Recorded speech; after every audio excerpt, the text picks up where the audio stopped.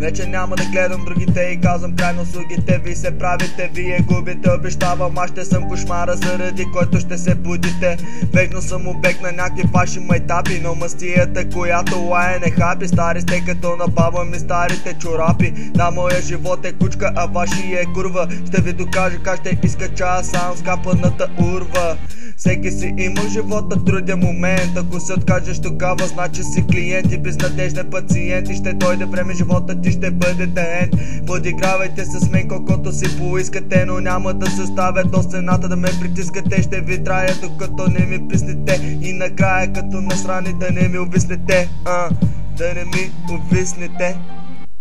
Запомни, никога не гледам с наведена глава. Вашата първа мисъл къде е тъпата трева. Но аз се спрях и пак оцелях. Само дето все още не преуспя, но не спя, по цяла нощ тренирах и пях. Като малко дете за успеха рева, но все още не го стигнах. За моменти аз се сринах, но се изправих и някой копеленца ги минах, даже ги задминах.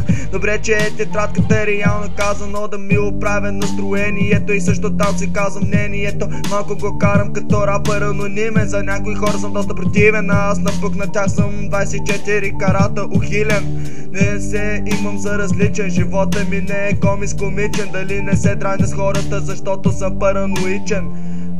Защото съм параноичен?